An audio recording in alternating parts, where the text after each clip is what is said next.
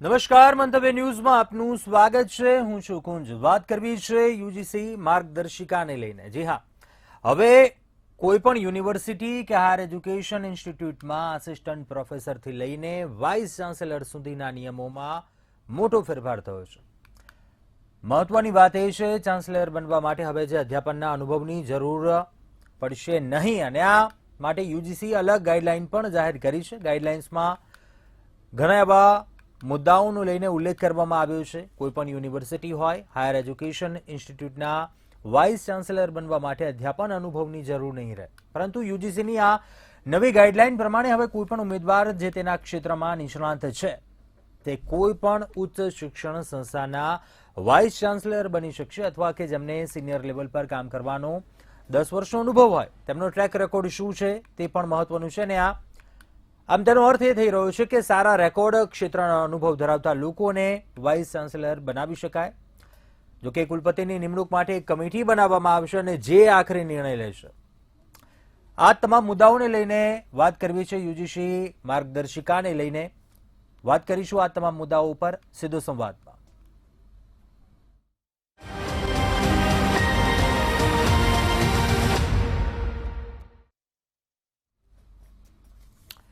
તો આ તમામ મુદ્દા પર વાત કરવા માટે આપણી સાથે ગેસ્ટ જોડાયા છે. ડોક્ટર નિકુલભાઈ પટેલ, પૂટા મહામંત્રી છે, જનરલ સેક્રેટરી છે. સાથે પ્રચિતાબેન પંડ્યા, પ્રોફેસર છે, અને ભિકેશભાઈ ભટ્ટ, કન્સલ્ટન્ટ છે, ગણપતિ યુનિવર્સિટીના. આપ તમામ મહાનુભાવોનું સ્વાગત છે આ ચર્ચામાં.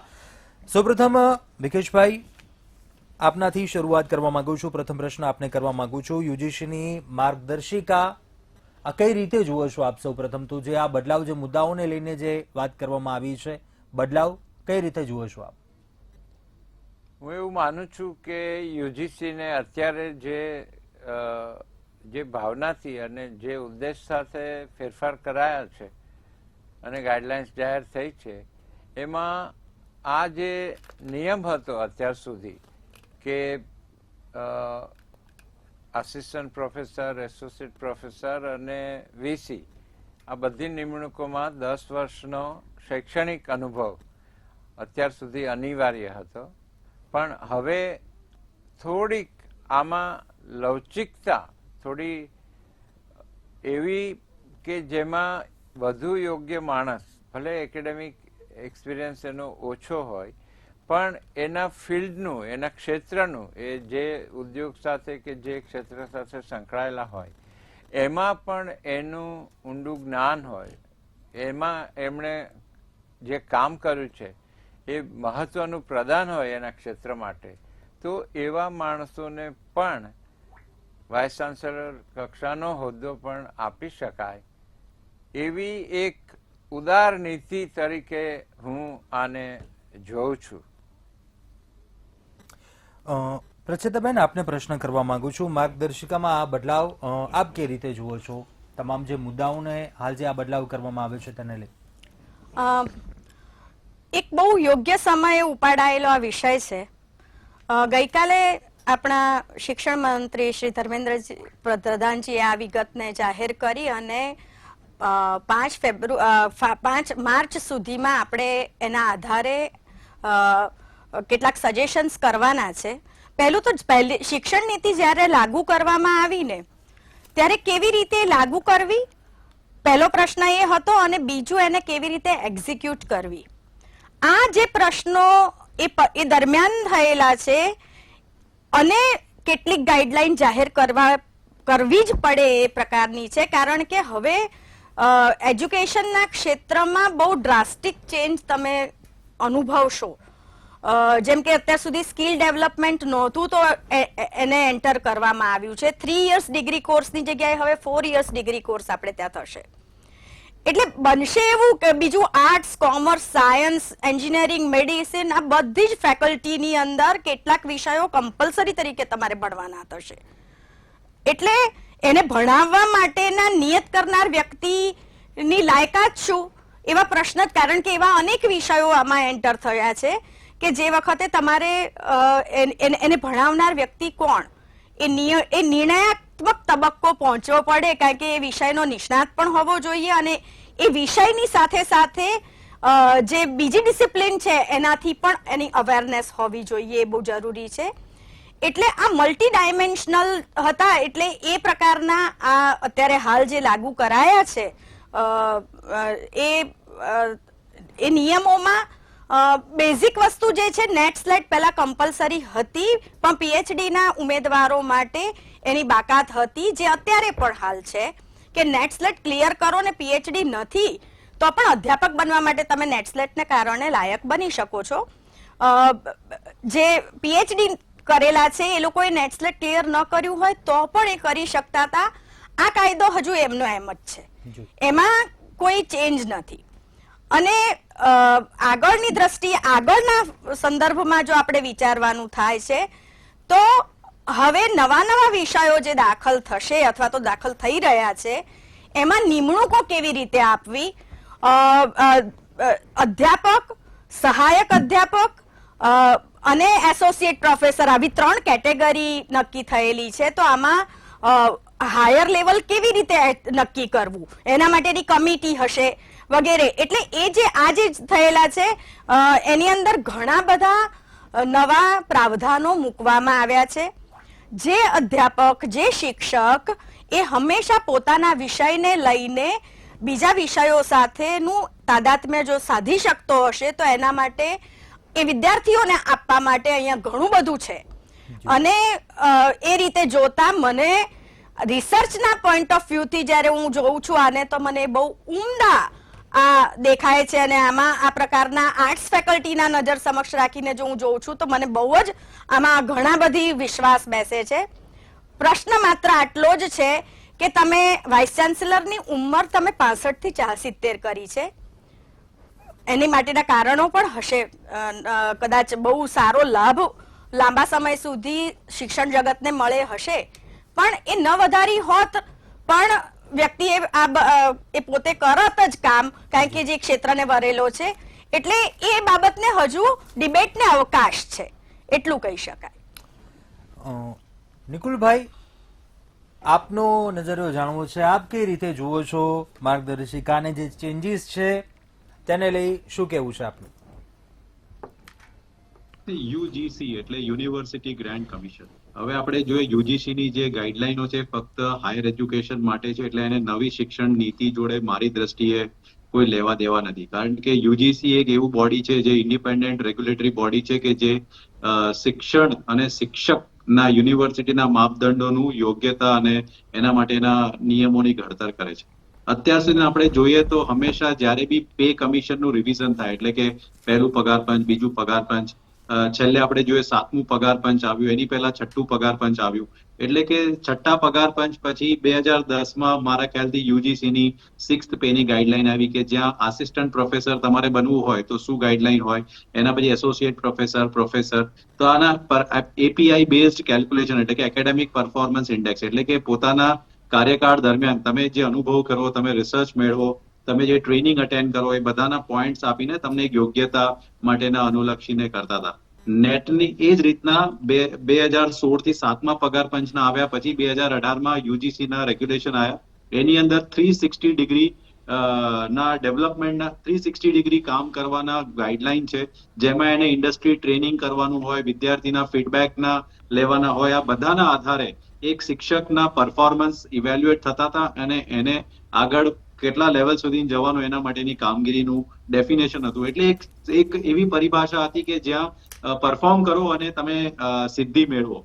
હવે આ વાત રહી નેટ અને સ્લેટની, તો મારા ખ્યાલથી મને એવો જ્યાં સુધી ખ્યાલ છે તો નેટ અને સ્લેટ તમારે પીએચડીમાં સ્ટાઇપેન્ડ લેવું હોય તો એના માટેનું એક પરીક્ષા બી હતું, અને તમારે જો એન્ટ્રી લેવલ પર આસિસ્ટન્ટ પ્રોફેસર થવું હોય તો બી કરવું જરૂરી હતું. તો એક બેરિયર બનાવતું હતું કે જે ખરેખર એકેડેમિકને વરેલા હોય ને જે ખરેખર નેટ સ્લેટ એક એવી પરીક્ષા હતી કે જ્યાં એને સમગ્ર ગ્રેજ્યુએટ પ્રોગ્રામનું એનું ઇવેલ્યુએશન થતું હતું. તો એ યોગ્યતા એને સ્થાપિત કરતું હતું. એના માટે એ પરીક્ષા જો હોય તો મારી દ્રષ્ટિએ ખૂબ સરસ હોય, જેથી સારા ઉમેદવારો શિક્ષણ જગતમાં આવી અને પોતાનું જે યોગદાન છે આપી શકે.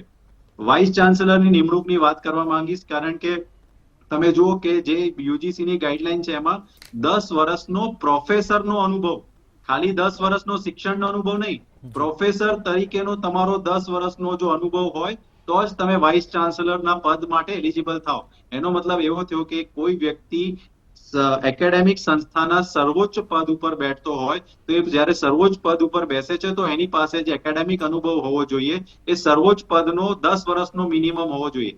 આ ગાઈડલાઈનને તમે જ્યારે બાયપાસ કરવાનો જે પ્રયત્ન કરી રહ્યો છે તો એમાં શું શું આશંકાઓ અત્યારે હું વ્યક્ત કરી શકું છું? કારણ કે આપણે ગુજરાત સરકારમાં ઘણીવાર જોયું છે કે સરદાર વલ્લભભાઈ પટેલ યુનિવર્સિટીની અંદર વાઇસ ચાન્સેલરની નિમણૂકનો કેસ હોય જે સુપ્રીમ કોર્ટ સુધી ગયો હતો અને વાઇસ ચાન્સેલર પદે જે વ્યક્તિ હતા એમને હટાવવું પડ્યું હતું. એવા આખા ગુજરાતમાં 11 યુનિવર્સિટીઝના પદ ઉપર વાઇસ ચાન્સેલર શ્રીઓને 10 વર્ષના પ્રોફેસરના અનુભવ ન હોવાના લીધે ઘણા સવાલો ઉદ્ભવ્યા હતા. હાલમાં જ મહારાષ્ટ્રની અંદર બી આવા એક કેસ ઉદ્ભવી રહ્યા છે. તો શું સરકાર આ ગાઈડલાઈનોને જો શું કે ઢીલાસ કરશે તો શું આસિસ્ટન્ટ પ્રોફેસર લેવલના વ્યક્તિને બી તમે વાઇસ ચાન્સેલર બનાવશો? તો આપણે જે એકેડેમિક એક્સેલન્સની વાત કરીએ છીએ, પરફોર્મન્સની વાત કરીએ છીએ, એની જે ગુણવત્તાની વાત કરીએ છીએ, ગુણવત્તાસભર શિક્ષણની વાત કરીએ છીએ, તો કશે ને કશે મારા ખ્યાલથી એમાં તકલીફદાયક ઉદ્ભવશે. મને તો ખ્યાલ નથી આવતો કે હજી 8મા પગાર પંચ એટલે કે 1/1/2026 ની ગાઈડલાઈન હજી શું કહેવાય કે આવી નથી ને પહેલા શું કહેવાય કેન્દ્રીય શિક્ષણ મંત્રીને આ બદલવાનો જે ઈરાદો ઉભો થયો છે તો એની પાછળના મૂળભૂત કારણો શું છે? મને લાગી રહ્યું છે કે વાઇસ ચાન્સેલરના નિમણૂકમાં સરકારને ઘણી બધી તકલીફો પડી રહી છે. એટલા માટે ગાઈડલાઈન બદલી તો નથી રહ્યા ને. જે પ્રાથમિક શિક્ષણ, higher education, higher secondary, primary, secondary એ બધા માટે જે બદલાવ લાયા છે અને જે સ્કિલની વાત કરવામાં આવે તો સ્કિલ એજ્યુકેશન દેશની અંદર વર્ષોથી ચાલી રહ્યું છે. પરંતુ હું એટલું જ કહીશ કે આ સમગ્ર જે નીતિ છે એની અંદર સ્ટેક હોલ્ડર્સ એટલે કે જે એના એફેક્ટેડ લોકો છે એ પોતાના ફીડબેક આપે. એ ફીડબેક સરકારે ધ્યાને લેવા જોઈએ. પરંતુ મારી દ્રષ્ટિએ આ એક ઉતાવળિયું પગલું છે અને કોઈ પણ જાતના રિલેક્સેશન કરવાથી એ જે એનું શું કહેવાય કે ડિગ્રેડેશન થવાના પૂરા ભય છે એવું મારું સ્પષ્ટ માનવું છે. બિકેશભાઈ, નિકુલભાઈને સાંભળ્યા, શું લાગે જટિલતા વધશે આવનારા સમયમાં? આપને લાગે એવું અમુક મુદ્દાઓને આધારે એટલે વાત કરવામાં? નિકુલભાઈની એક વાત બહુ સાચી છે. એમણે ગર્ભિત કહેવાય એવી ભાષામાં વાત કરી છે. પણ એક વ્યાપકપણે જે શિક્ષણ જગતમાં પણ ચર્ચા ચાલે છે એ છે કે સરકાર દ્વારા એવી નિમણૂકો કરવામાં આવે છે વાઇસ ચાન્સેલર તરીકે કે જેમની યોગ્યતા છે એની સામે પ્રશ્નાર્થ હોય અને એનું કારણ રાજકીય હોય, ચોક્કસ વિચારસરણી હોય, એટલા માટે એની નિમણૂક થાય છે. અને એમાં 10 વર્ષનો નિયમ તો હતો જ પ્રોફેસર થયા પછી ભણાવવાના અનુભવનો, છતાં એમાં અપવાદ કરીને જેમ વલ્લભ વિદ્યાનગરની યુનિવર્સિટીનો નિકુલભાઈ દાખલો આપ્યો એવા રાષ્ટ્રીય કક્ષાના પણ દાખલા છે. પૂનાની એક યુનિવર્સિટીમાં અજીત રાનડે નામના એમના વાઇસ ચાન્સેલરને પણ આવા જ કારણોસર કાઢી મૂકવામાં આવેલા. પણ એવું બધે થતું નથી. ગુજરાતમાં જ અત્યારે ઘણા બધા વાઇસ ચાન્સેલર એવા છે કે જે અગાઉની જે આ તો હવે જાહેરાત થઈ પણ અગાઉની જે આચારસંહિતા હતી, જે ગાઈડલાઇન્સ હતી એ મુજબ યોગ્યતા નહોતા ધરાવતા અને છતાં રાજકીય કારણોસર, ચોક્કસ વિચારસરણીને કારણે, ચોક્કસ ભલામણોને કારણે એવી વ્યક્તિઓની નિમણૂકો થઈ છે અને એની સામે વાંધાઓ પણ ઊભા થયા છે અને એ નિમણૂકો સામે પ્રશ્નાર્થ થયા છે. એટલે આ છૂટછાટ છે એ છૂટછાટની તરફ લોકો, ખાસ કરીને શિક્ષણ જગતના લોકો અથવા જેને શિક્ષણના સ્તરની પડી છે, જેની કન્સર્ન છે, નિસ્બત છે, એવા લોકો આ ગાઈડલાઇન્સને શંકાની નજરે જોઈ શકે છે.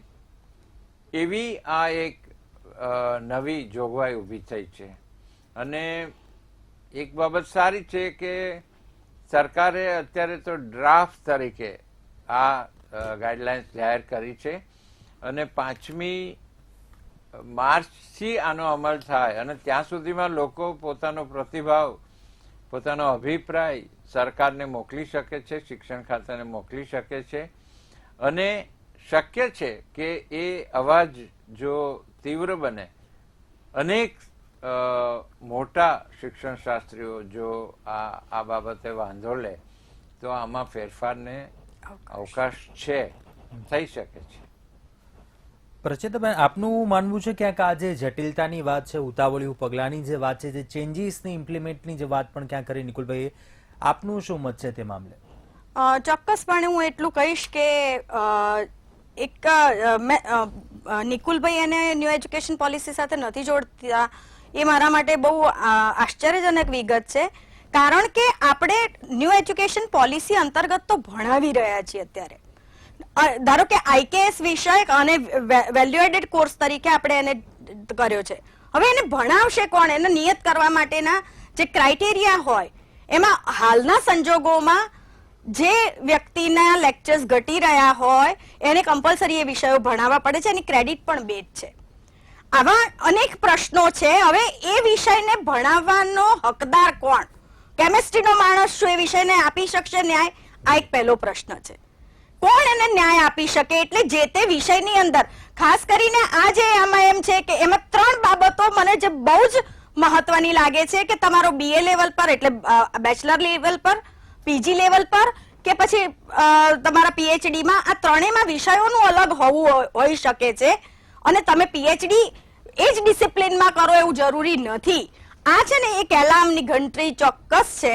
કારણ કે ઘણા બધા ક્ષેત્રની અંદર બહુ પડકારજનક હોય છે કે રિસર્ચનું વર્ક કરવું, ત્યાં કરવું અઘરું હોય છે અને કરનાર વ્યક્તિઓ પણ બહુ ઓછા હોય છે. એ બહુ સરળતાથી બીજી તરફ સરકી જશે અને જ્યાં ખરેખર કામ થવું જોઈએ એ રિસર્ચના વર્કને હાનિ થવાની મને ચોક્કસ શક્યતા લાગી રહી છે. બીજી એક વસ્તુ જે ખાસ મહત્વની છે કે રૂલ્સ અને રેગ્યુલેશનમાં કંઈ બહુ મોટા પરિવર્તનો આપણે નથી કર્યા અહીંયા આગળ. આ જ્યારે પણ તમારે સ્કિલ છે, પણ તમે જ્યારે સ્કલ્પચરને એટલે તમારા શું કહેવાય કલાઓને જ્યારે તમે સામેલ કરો છો, તમે ફિઝિકલ એજ્યુકેશનને પણ એની અંદર સામેલ કરો છો, તો આ બધાના માટેની જોગવાઈઓ જે છે એ જોગવાઈઓ બહુ વ્યવસ્થિત રીતે કાર્યાન્વિત થવી જોઈએ એવું મને લાગે છે. અને એ દ્રષ્ટિએ જોવા જઈએ તો આ ડ્રાફ્ટ આવ્યો છે, પણ હા એટલી ચોક્કસ વાત છે કે શિક્ષણના ક્ષેત્રના જાણકારોને આમાં સમાવીને ક્યાંક વાત કરવા જેવી હતી. બહુ ઓછો સમયગાળો આપેલો છે અને શિક્ષણના ક્ષેત્રને વરેલા મને આમાં બહુ એક દેખાઈ રહ્યું છે કે બહુ ઉતાવળિયું પગલું ચોક્કસ છે. કારણ કે જૂનથી લાગુ કરવાનું લગભગ મનમાં નક્કી કરીને બેઠા છે શિક્ષણ પ્રધાન, પણ એના માટેનું જે તમારે સ્ટ્રક્ચર તૈયાર કરવું જોઈએ અથવા તો એના માટેની તૈયારી હોવી જોઈએ કદાચ નથી આપણી પાસે. નિકુલભાઈ, જે આ વાત થઈ આ મુદ્દાઓને લઈ, એક નિષ્ણાંત હોવો જોઈએ, ખાસ કરીને એક અનુભવની અને રૂલ્સમાં પરિવર્તનની જે વાત થઈ તેના પર શું કહેશો?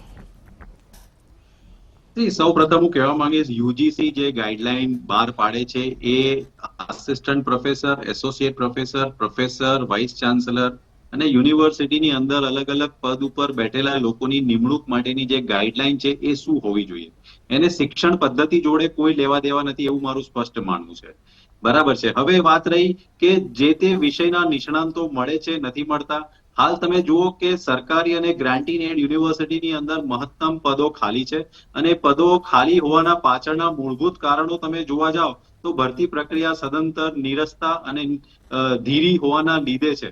એના લીધે યોગ્ય શિક્ષક અને યોગ્ય પ્રોફેસર જે તે વિષયના મળવા અઘરું થઈ રહ્યું છે અને જેની સીધી અસર વિદ્યાર્થીઓને થઈ રહી છે. સ્કિલ એજ્યુકેશનની હું વાત કરીશ તો ટેકનિકલ એજ્યુકેશન અને સાયન્સ ફેકલ્ટીઝની અંદર જે લેબોરેટરીના જે સ્ટાફ હોય એની ભરતી પ્રક્રિયા પણ તમે જુઓ તો ગુજરાતની ખાસ કરીને વાત કરું તો સદંતર બંધ જેવી છે. એના લીધે ક્લાસ 3-4 ના જે રિક્રુટમેન્ટ થવા જોઈએ એ બી સદંતર બંધ છે.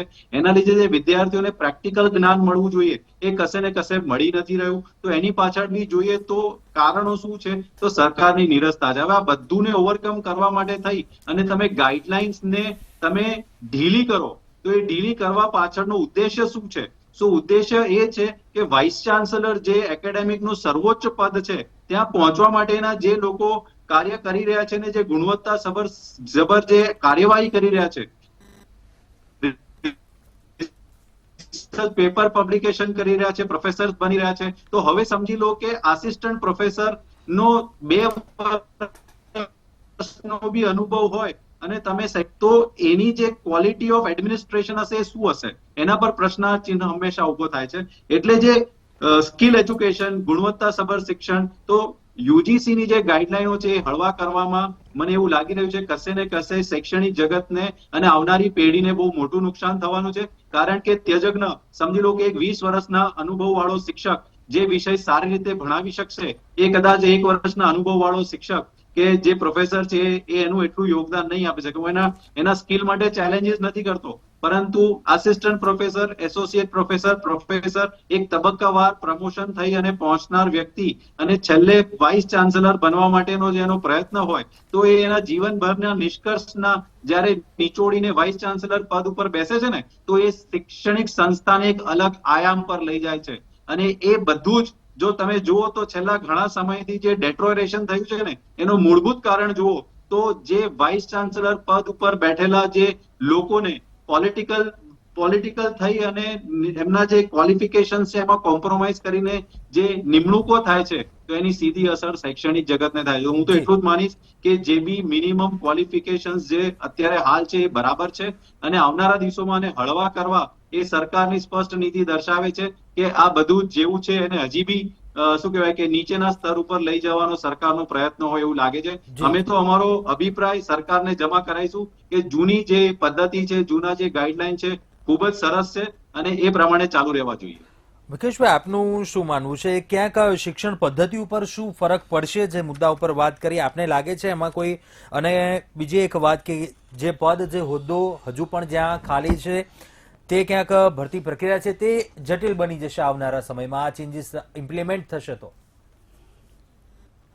જે શિક્ષણની ગુણવત્તા છે એ એના જે પ્રોફેસરો છે જે તે વિષયના, એ આસિસ્ટન્ટ પ્રોફેસર હોય કે એસોસિએટ પ્રોફેસર હોય, વાઇસ ચાન્સેલરે તો ક્લાસરૂમ ટીચિંગમાં બહુ ઇન્વોલ્વ થવાનું હોતું નથી, સિવાય કે ઉમાશંકર જોશી જેવા માણસને આગ્રહ હતો કે હું છોકરાઓને ભણાવવાનું તો ચાલુ જ રાખીશ ભલે હું વાઇસ ચાન્સેલર બન્યો. પણ હવે એવું એ બધું આવી ભાવના રહી નથી અને પરિણામે ખૂબ સારા શિક્ષકો જ્યારે વાઇસ ચાન્સેલર થઈ જાય છે ત્યારે છોકરાઓ એમની જે જ્ઞાન સમૃદ્ધિ છે એનાથી વંચિત બને છે. પણ બાકીના બંને સ્તરે આપણે આસિસ્ટન્ટ પ્રોફેસરને, એસોસિએટ પ્રોફેસરને એ લોકોએ તો ક્લાસરૂમ ટીચિંગમાં જોડાયેલા હોય જ છે. તો કોઈ પણ પ્રકારની છૂટછાટ એ વિદ્યાર્થીઓ માટે ચોક્કસ જ નુકસાનકારક છે. કારણ કે શૈક્ષિક યોગ્યતા એ એમને એમ નથી મળતી, એમાં ઊંડો અભ્યાસ અને રિસર્ચ અને એમની જે શીખવાડવાની પદ્ધતિ હોય છે, આ બધા એની જે જ્ઞાન સમૃદ્ધિ છે, એમણે જે અભ્યાસ કર્યો છે એની ઉપર આધારિત છે અને એમાં કોઈ જાતની છૂટછાટ છે એ સરવાળે શિક્ષણના સ્તરને, એની કક્ષાને ચોક્કસ જ નુકસાન કરતા બની શકે છે. એટલે વધારે સારું તો એ છે કે કોઈ પણ યુજીસીએ આ ગાઈડલાઇન્સ જાહેર કરી છે પણ એમાં વધારે રિસર્ચને મહત્વ આપવાની જરૂર હતી.